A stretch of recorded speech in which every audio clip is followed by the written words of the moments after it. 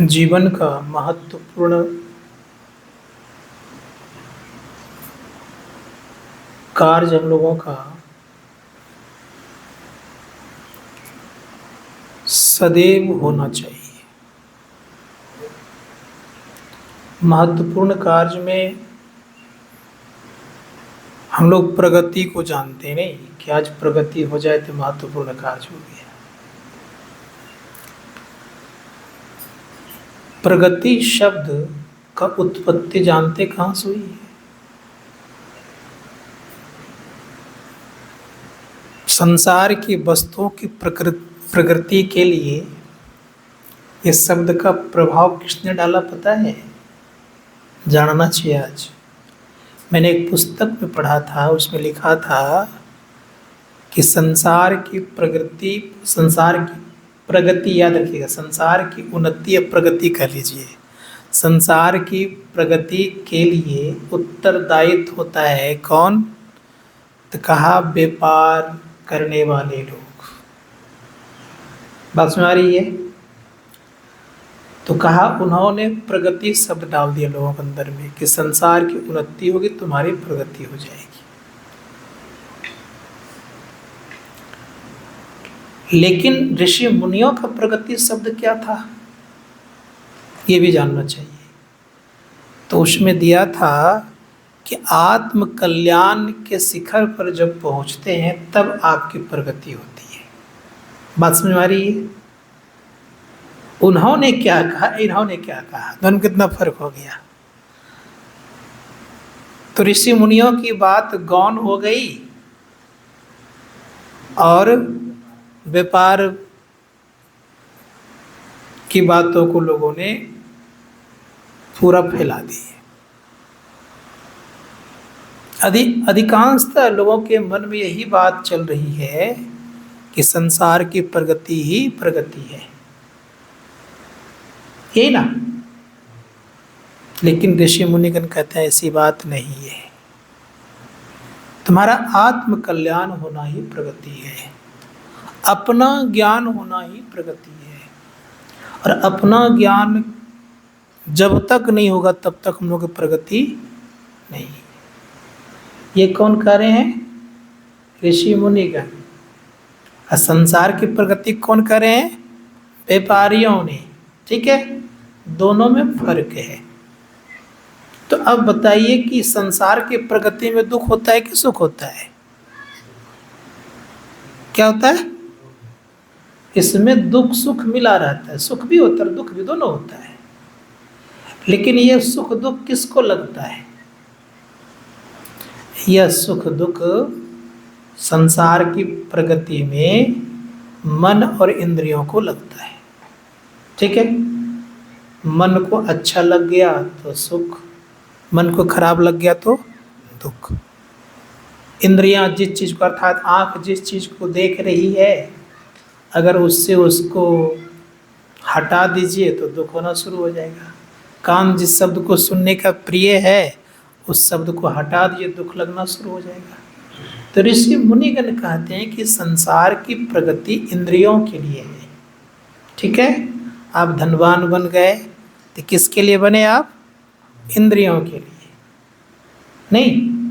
आप धनवान बन गए तो इंद्रियों के सुख के लिए। आप संसार में बुद्धिमान बन गए तो किसके लिए बन गए आप? इंद्रियों के सुख के लिए। आप एक अच्छे गुणवान बन किसके लिए बन गए आप? इंद्रियों सुख के लिए। लेकिन ऋषि मुनिगण कहते हैं कि सबसे जो बड़ा सुख है वह सुख क्या है? तो कहा वह सुख है अपना ज्ञान करना। अपना ज्ञान करेंगे तब दुख सुख नहीं लगेगा। कल किसी व्यक्ति ने कुछ कह दिया, मान लिया जाए, उदाहरण दे रहा हूं, बड़े आप आनंद में थे, खूब आनंद मना रहे थे, रंग गुलाल सब उड़ा रहे थे, और किसी व्यक्ति ने कहा फलाना आपके विषय में बहुत खराब खराब बात कर रहा है, ये सब कह रहा है, तो मन करेगा उड़ाने का गुलाल, रंग खेलने का मन करेगा? क्यों नहीं करेगा? दूसरे की बातों पर मन मेरा चला गया, फलाना का मैंने क्या बिगाड़ लिया था, उसने मुझे ऐसा क्यों कहा, जो खुशियां थी वो क्या हो गया, बदल गया। अब खुशियां रही नहीं। इसलिए संत महात्मा गण कहते हैं कि जीवन में अगर कल्याण चाहिए तो स्वयं का जब ज्ञान होगा तब दूसरों पर आप भरोसा नहीं करेंगे, मन पर भरोसा नहीं रखेंगे, बुद्धि पर भरोसा नहीं रखेंगे। तो मन और बुद्धि पर जब तक भरोसा रहेगा ना, तब तक दुख भी लगेगा और सुख भी लगेगा। कोई दिक्कत, दुख सुख लगा रहेगा। किस पर भरोसा रखेंगे तो मन और बुद्धि पर। अब भरोसा हम दोनों किस पर रखते हैं, हम लोग मन और बुद्धि पर भरोसा रखते हैं। इन दोनों पे जहाँ जहाँ भरोसा है सबको दुख होता है। हम लोगों से श्रेष्ठ देवगण कहलाते हैं, याद रखिएगा। उच्च निवास उनका है, स्वर्ग में वो रहते हैं। हम लोगों से सुंदर शरीर उनका है, याद रखिएगा। उनके पास बहुत सारी वस्तुएं हैं, इच्छा मात्र करें सभी कुछ उपलब्ध हो जाते हैं। लेकिन उनको बड़ी चिंता है। कितनी चिंता उनको है।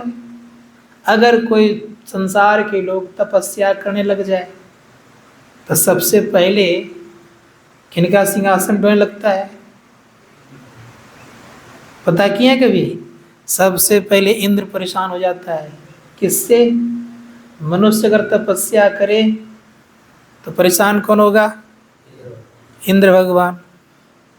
अब उनका सिंहासन भी ऐसा है कि हिलने लगता है। ऐसा स्प्रिंग उसमें लगा हुआ है कि तपस्या करे यहाँ के लोग, हिलने लगता है कहाँ के लोग। अब सोच कर देखिए कितनी गड़बड़ी वाली बात है। इसीलिए सबसे ज़्यादा दुख उन्हीं को होता है। तपस्या कर रहे हैं हम लोग, दुख किनको होता है? इंद्र को। अब वो इंद्र क्या सोचते हैं कि तप करने वाले को भ्रष्ट किया जाए, तप करने वाले तप ना करे। उसके लिए क्या प्रलोभन देते हैं वो? नाना प्रकार की चीज़ों का, कभी नारी का प्रलोभन, कभी वस्तुओं का प्रलोभन, कभी मान बढ़ाई का प्रलोभन। ये सब प्रलोभन दे दे करके क्या करते हैं वो इंद्र? उसके तपस्या को भंग कर देते हैं। लेकिन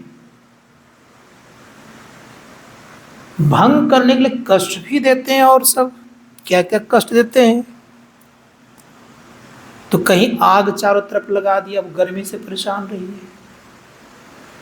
कहीं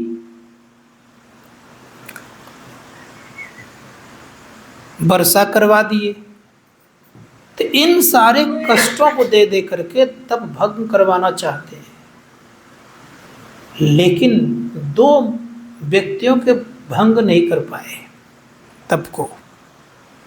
ऐसे तो बहुतों को भंग नहीं कर पाए, लेकिन दो बालकों का भंग नहीं कर पाए।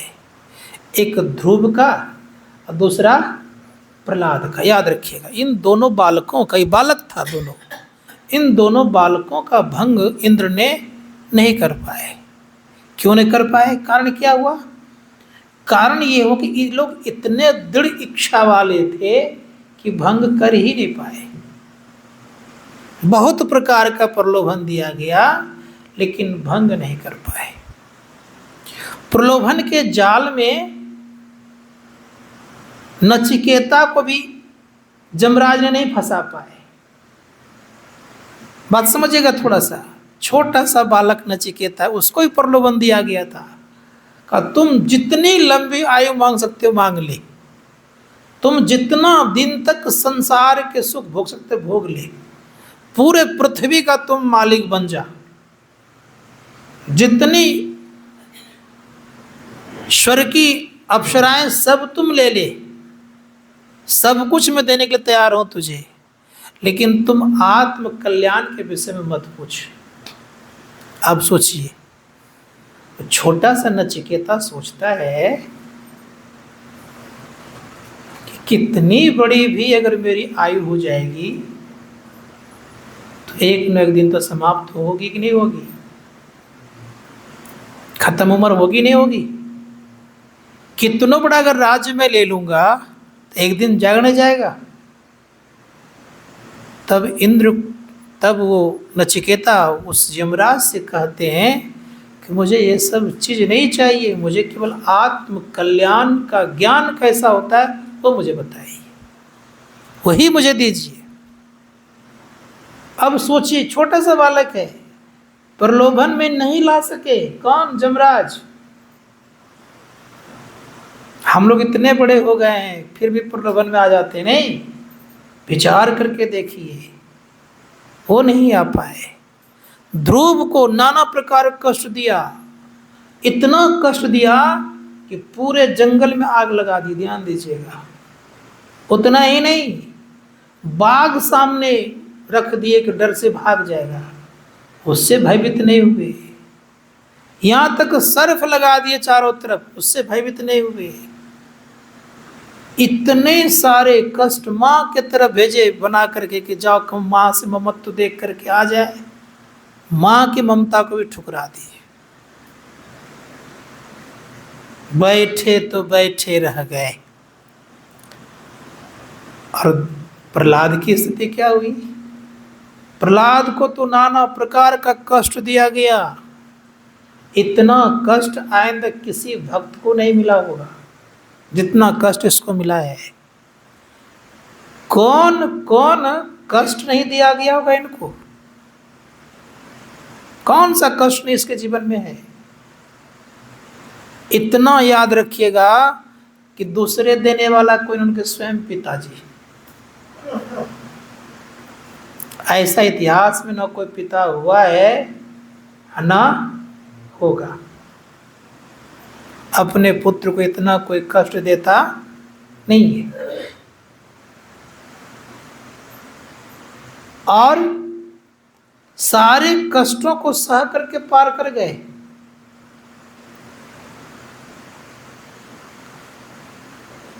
प्रहलाद ने फिर भी उनके प्रति अपने जीवन में राग द्वेष पैदा नहीं किए, रोष पैदा जीवन में नहीं किए, क्रोध पैदा जीवन में नहीं किए। जब हिरण्यकश्यपु को मारने के लिए नरसिंह रूप धारण किया गया,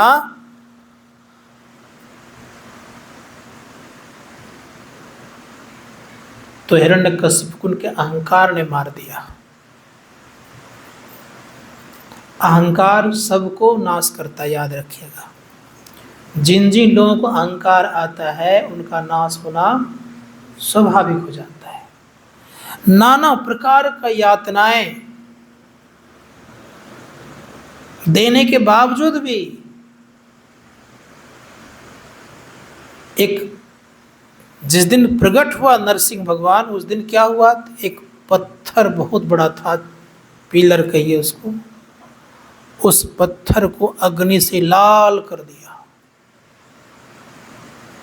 अब हिरण्यकश्यपु कह रहा है कि तुम्हारा विष्णु अगर इसमें है तो इसमें तुम गले लगाओ। तो उसमें जब गले लगा लिया, उसको कहा तुम अवश्य ही कोई जादूगर है, अब तुझे मैं अपने ही तलवारों से समाप्त करूंगा। पूछता है कि तुम्हारा विष्णु कहाँ है, तुम्हारा हरि कहाँ है? दृढ़ता के साथ कहता है पिताजी, प्रेम से कह रहा है, ये नहीं कि क्रोध में आकर कह रहा है। कह रहा है क्या? पिताजी हम में और तुम में, खड़क और खम में। कैसे? खम्भा में भी है। कहा हाँ पिताजी, खंभा में तलवार मारा, जैसे तलवार मारा उस खंभा के टुकड़े हुए और उससे प्रकट हो गए।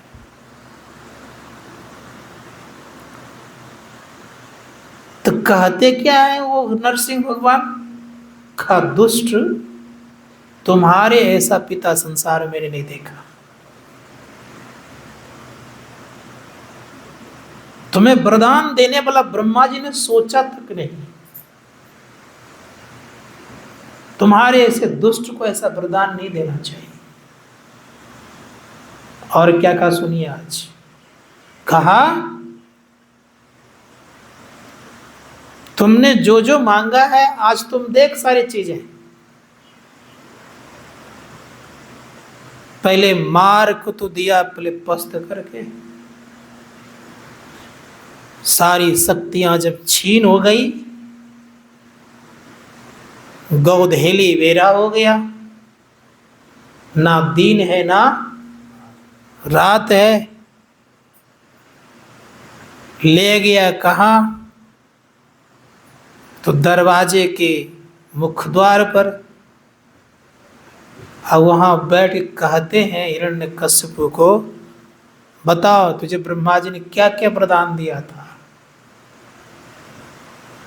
कहा मैंने वरदान मांगा था, ना दिन मरु न रात का। देख दुष्ट, दिन है कि रात है? ना दिन है ना रात है, सूरज अस्त होने होने को है। क्या कहिएगा?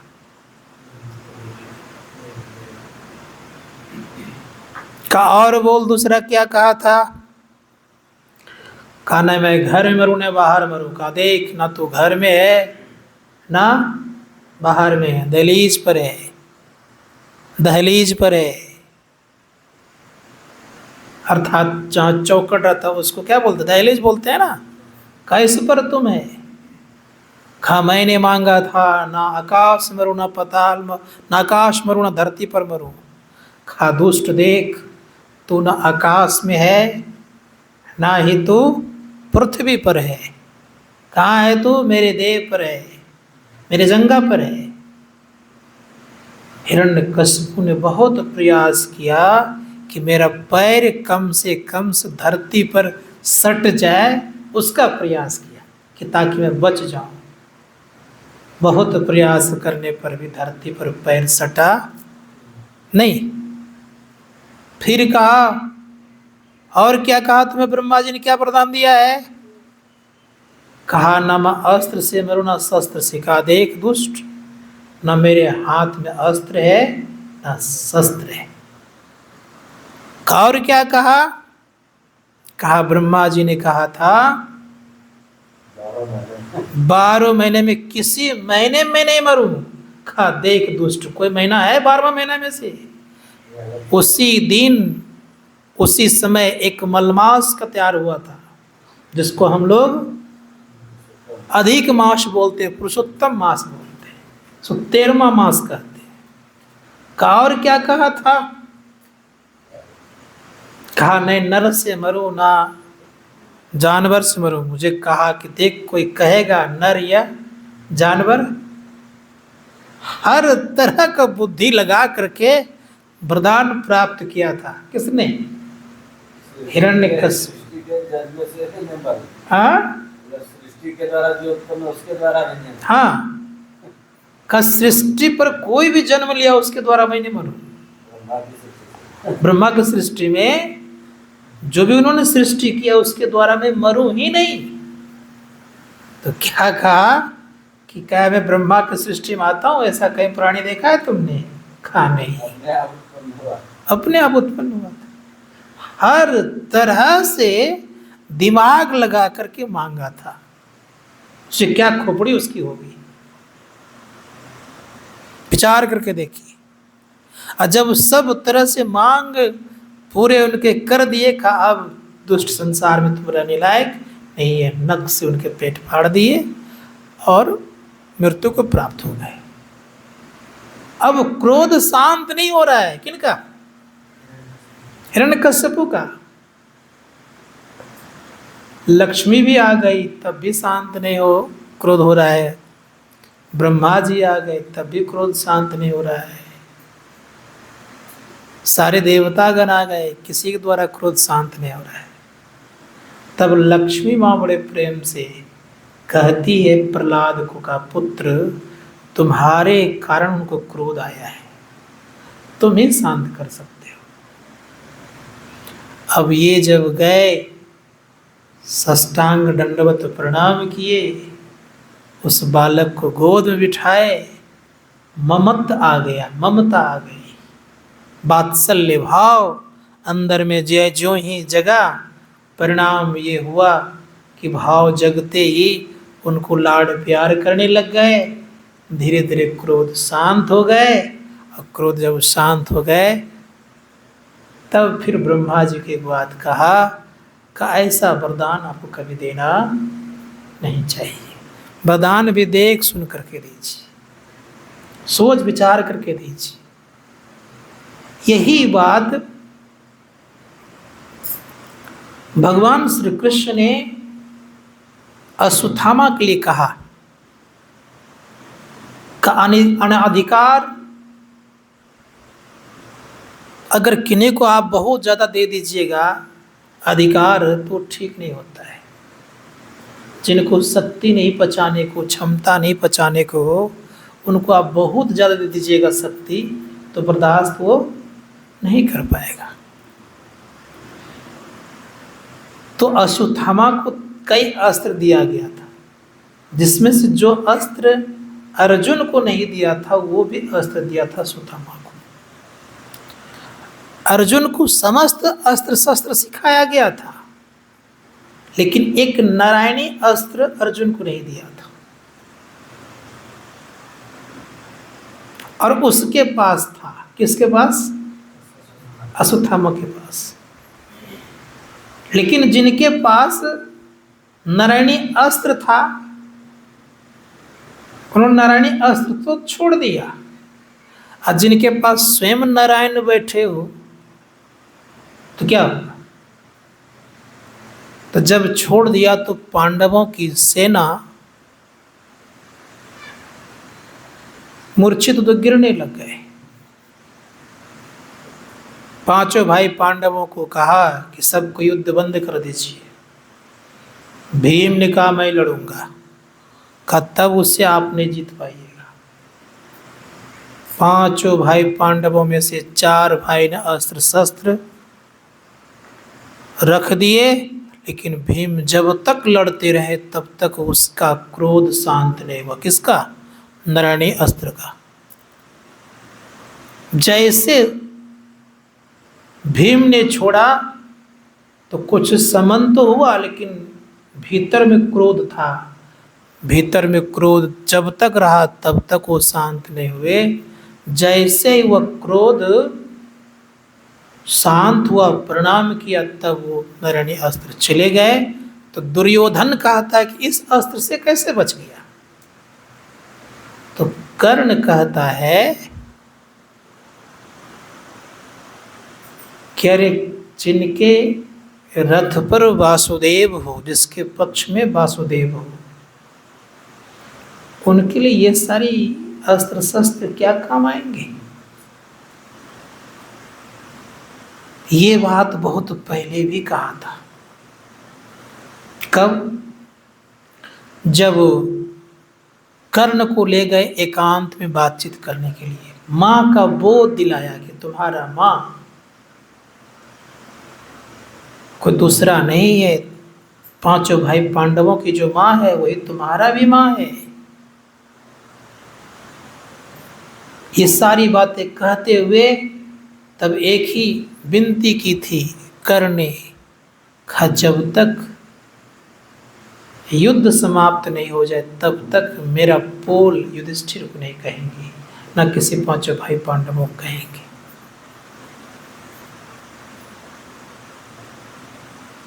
तो भगवान श्री कृष्ण जानते थे कि अब कोई उपाय नहीं है, और कर्ण इतने शक्तिशाली थे कि अर्जुन को भी धराशायी कर सकते थे।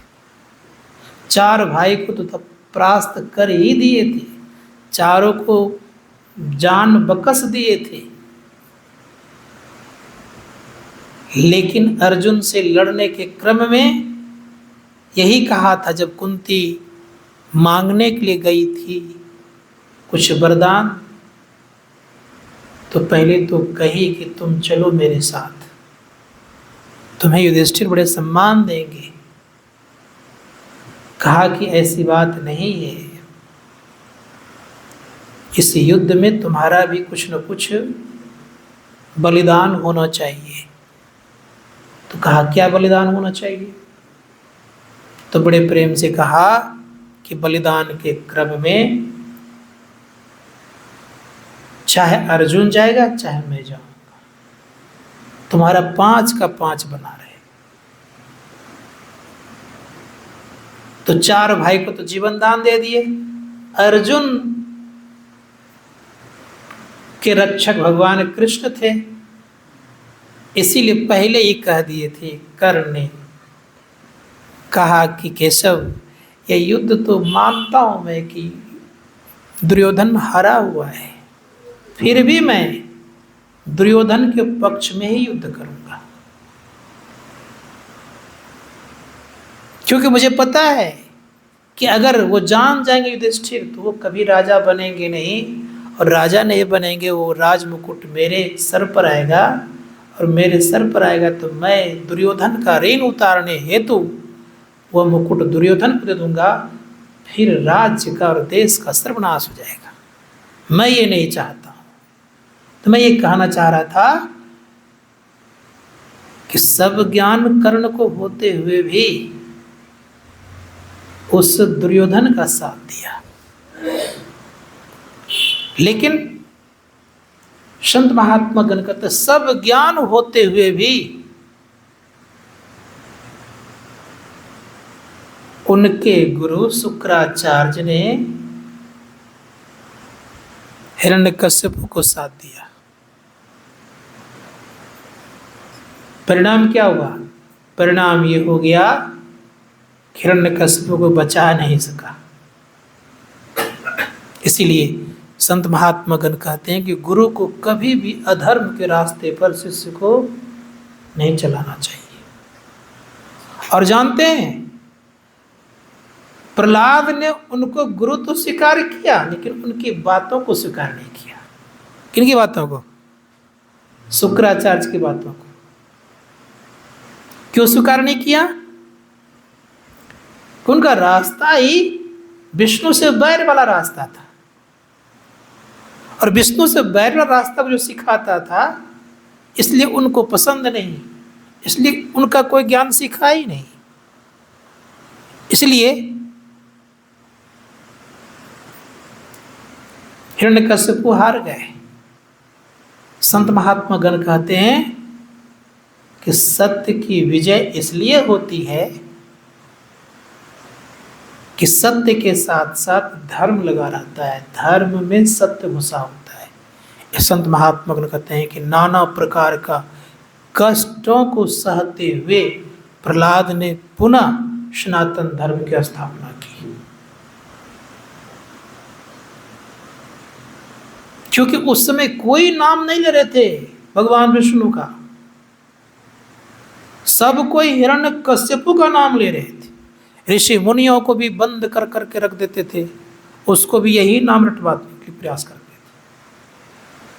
तो ये स्थिति बन गई थी। इसीलिए भक्तों में प्रहलाद की काफी ख्याति है, ध्रुव की काफी ख्याति है।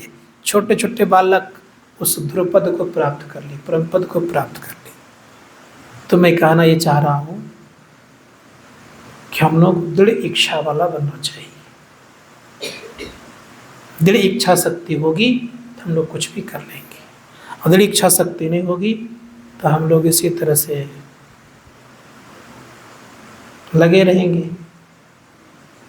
दृढ़ इच्छा बिना अंदर में अनुभूति नहीं हो पाती है। कल मैंने बात की था पूज्य बाबा से, रात में पूज्य भगीरथ बाबा से,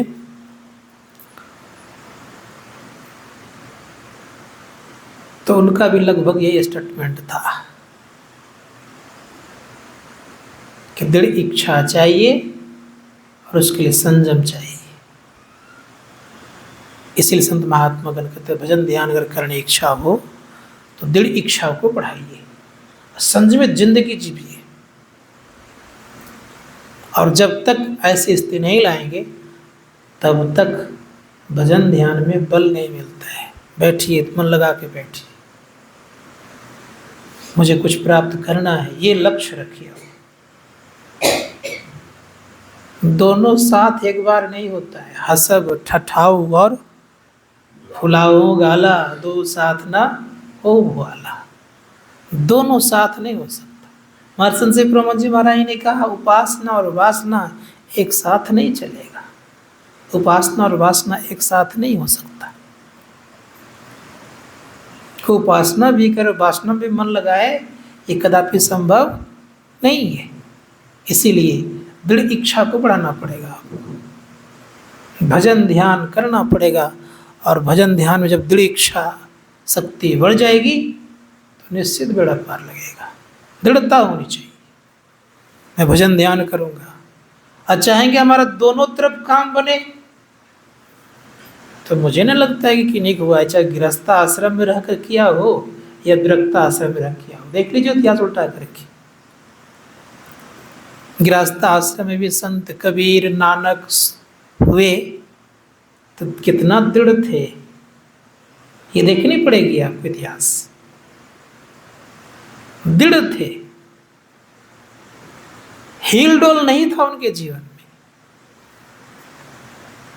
तो इच्छा शक्ति दृढ़ होनी चाहिए और अपने को नियम में बांध लीजिए, ये याद रखिएगा। इसीलिए बड़ा सुंदर शब्द कहा गया है,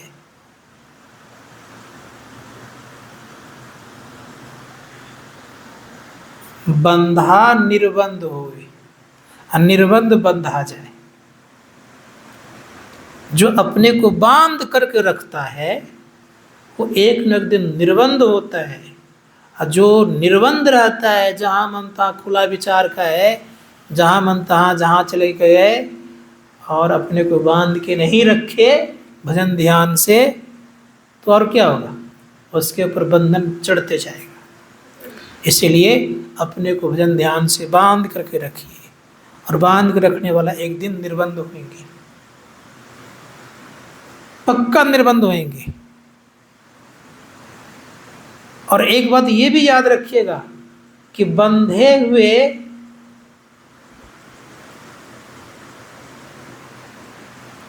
का नियम बड़ा पक्का होता है। नियम में बांध के रखता है, उनको ध्यान करना है तो करेगा ही। तो बांध के अपने को रखिए, निर्बंध मत रहिए। नियम बना लीजिए, मुझे सत्संग भजन ध्यान करना है तो करना है, चाहे दुकान हो या घर हो या कहीं और जगह क्यों नहीं। हम लोग ट्रेन में जाते हैं, क्या उसकी नहीं करते हैं, ध्यान करते हैं कि नहीं करते हैं हम लोग। तो नियम बना के चलना पड़ेगा। गाड़ी में हम जाते तो क्या हम लोग नहीं करते हैं, गाड़ी में भी कहीं खड़ा करके अस्थि ध्यान, कहीं थोड़ा देर ध्यान कर लिए, गाड़ी बढ़ा दी, अस्थि चलते चलते करना पड़ेगा। इसलिए बांध के अपने आप को रखिए। इसलिए संत महात्मागण कहते हैं कि बांधने वाला ही भजन ध्यान कर सकता है। तो प्रहलाद दृढ़ इच्छा शक्ति वाले थे, प्रतिज्ञाबद्ध थे कि मैं विष्णु के अलावा किसी को ईश्वर स्वीकार नहीं कर सकता, चाहे पिता ही क्यों नहीं। प्रहलाद को कहा कि मैं ईश्वर हूँ, उनके पिता ने कहा पिताजी आप पिता हैं मेरे, मैं आपको ईश्वर स्वरूप मानता हूँ, लेकिन आप ईश्वर नहीं है। ये कितनी बड़ी बात कही। अगर ईश्वर मान लेते प्रहलाद ने तो उनको राज मुकुट दे देता, राजा बना देता, सारी सुविधा में डाल देता, कोई तरह का दुख नहीं होता उस बेचारे को। लेकिन उन्होंने जाना कि अगर मैं इनको ईश्वर आज मांग लूंगा तो स्थिति ठीक नहीं रहेगी, इसलिए ईश्वर स्वीकार नहीं किया। और ऐसा विलक्षण राजा बने प्रहलाद, उसके तरह न्याय करने वाला संसार में कोई हुए नहीं अब तक। एक राजा हरिश्चंद्र, दूसरे प्रहलाद, और भगवान राम की तो स्थिति थोड़ी सी डगमगाई रह गई। कारण है कि कई बार उनको जंगल जाना पड़ गया, बहुत दिन जंगलों में रह गए। लेकिन फिर भी कुछ न कुछ राज्य में गड़बड़ियाँ आई, लेकिन प्रहलाद के राज्य में नहीं आई। एक बार आई भी थी, 2 महिलाओं ने एक बच्चे को दावा कर दिया कि ये मेरा बच्चा है, ये मेरा बच्चा है। और जिसका बच्चा नहीं था वो बच्चे को लेकर के अपने पास रखती थी, ये मेरा बच्चा है। बात कानों कान राज दरबार में फैल गई। राजा के यहाँ अर्थात प्रहलाद के यहाँ आ गए वो निर्णय कराने के लिए। निर्णय करना जब आ गई वो, तो करती क्या? प्रहलाद ने कहा आज नहीं कल निर्णय दूंगा। अपनी माँ जाके पूछते हैं कि माँ तुम तो माता हो, बता सकती हो कि किनके बच्चे हैं? हर तरह से माँ ने पूछ पाछ की लेकिन उत्तर नहीं दे पाए। अब माँ भी संशय में पड़ गई कि क्या करूं, पुत्र समझ में नहीं आता है। अब राजमाता है कौन क्या दो, और प्रहलाद राजा है, अब कुछ उत्तर नहीं दे पा रहे हैं। प्रहलाद ने भगवान को स्मरण किया, कहा भगवान को उपाय बताइए। भगवान के द्वारा उत्तर आया कुछ नहीं, लेकिन प्रहलाद ने दिमाग लगाया। कहा ठीक है, कहा दोनों माताओं के सामने करो और जल्लाद को बुलाओ, बच्चे को टुकड़े कर दो, 2 टुकड़े कर दो, दोनों के टुकड़े थमा दो। निर्णय किया गया। अब सच बात तो ये है कि जिनके बच्चे होंगे वो टुकड़े होने देंगे, जिनके बच्चे का ठीक है।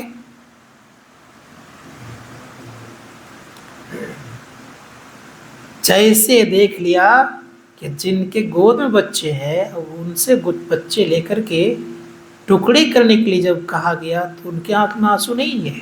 और जिनके बच्चे ओरिजिनल में थे, वास्तविक में थे, वे कहा नहीं महाराज बच्चे को टुकड़े मत करिए, छोड़ दिए, एक बच्चे दे दीजिए, मुझे नहीं चाहिए, मैं संतोष कर लूंगी।